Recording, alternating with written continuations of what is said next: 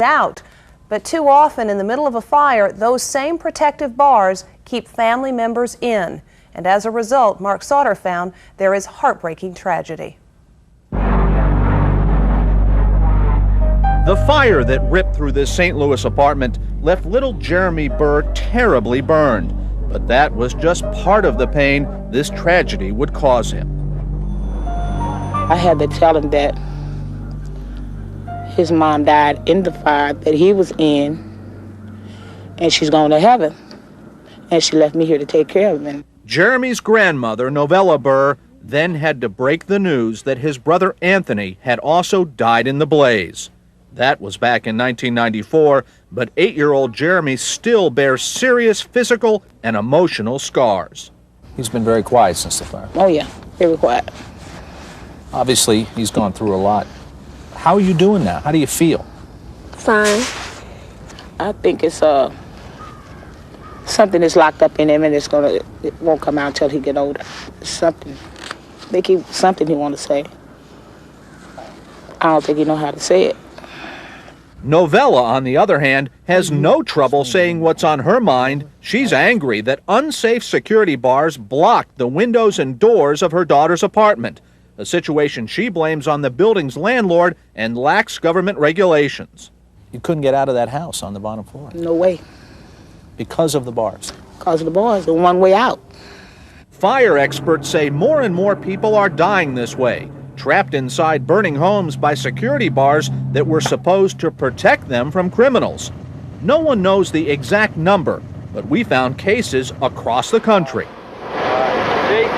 In 1994, Marie Rhodes and 3 of her grandchildren were killed in her Nevada home, unable to escape through a barred door when a heater ignited.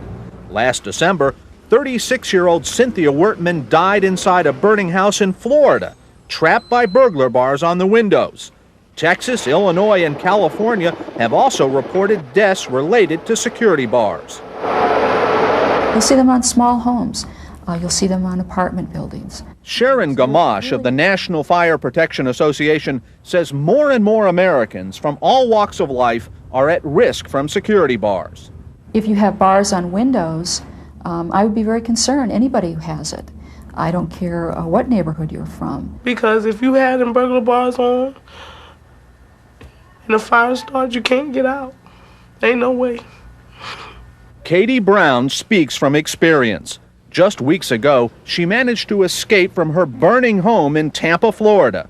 But 3 of her children and a nephew never made it out alive. Benjamin Pringle, a neighbor, tried to rescue the kids. Yeah, and I could feel the kid and hear the kid right here. You could feel the child? Yes, I could feel him when I was pulling the cover. I could feel the kid going away. Smoke was just too much, and we couldn't get this off. This building's pretty heavily damaged, you know what I mean? And I'm a lot bigger than the children were.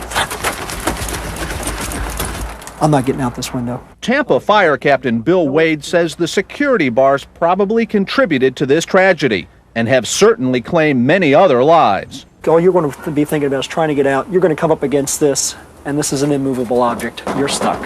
You're dead. You're dead. That's because many security bars are bolted in place, and even those that open with a key can be deadly. With the help of the Tampa Fire Department and security bar designer Pablo Flores, we set up a demonstration with different types of bars and simulated smoke. This set of bars, like many others, is secured with a padlock. But when your house catches fire, it's too late to find out the lock is rusted shut or just tough to open. And what if you lose the key?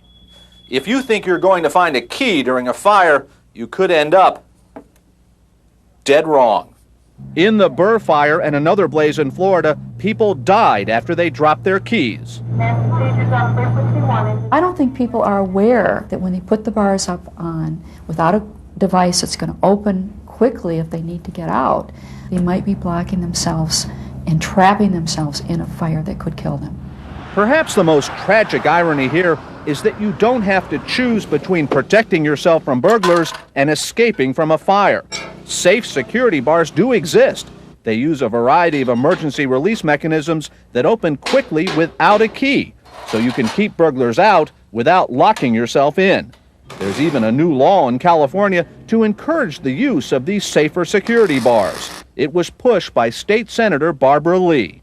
The new law requires manufacturers to actually install a label, a warning label. The label will state that if the windows or doors on your bedroom have bars, at least one must be equipped with an emergency release. It's a local law that Senator Lee hopes will expand nationally. But for now, regulations vary from place to place, and in many parts of America, the rules covering security bars are confusing and weak. Take the building where Jeremy Burr was burned almost 3 years ago. Despite that tragedy, other apartments in this same complex still have unsafe security bars across their windows and doors. This one here. We asked officials in St. Louis to take a look at what we found. Fire Marshal George Horn admitted the bars are clearly unsafe, but said it's tough to tell whether they actually violate fire and building codes because the regulations are vague and difficult to enforce. You can't go to the landlord and say, hey, your tenants died and we think it's because of the bars you have up. Why don't you take them down? But that would be from a, how can I put it, a common sense thing to do. Yes, it would be a common sense thing to do, but legally. Common sense doesn't apply here in St. Louis? Absolutely, absolutely. Perhaps, but in this case, the city never even tried to inspect the bars on other apartments in the complex, despite evidence of code violations in the Burr fire. St. Louis authorities say they'll now consider making their security bar regulations tougher. As for the company that owns these buildings, the JVL Housing Corporation, officials there insisted the bars meet code, but said they plan to remove them anyway. Residents say the landlord first made that promise years ago. We haven't heard back from them since then. They never took the bars down. Not so far, because they still up.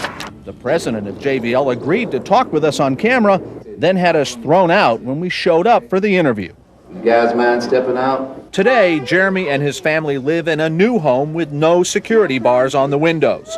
They bought it with money from JVL and a management company who, while admitting no wrongdoing, paid millions to settle a lawsuit with the Burr family. As for Katie Brown in Florida, she's still grief-stricken over the loss of her family, trying to draw some consolation from the thought that others may learn from her tragedy.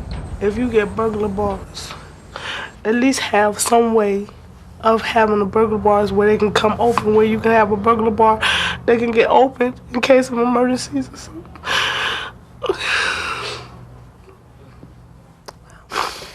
Fire experts say that aside from making sure that you've got those quick-release burglar bars, it is essential that you make sure that your smoke detectors work and that they're checked regularly. And by the way, if you'd like to help that family left homeless in Florida that we showed you, you can do so by calling the American Red Cross. Their number in Florida is area 813-348-4820.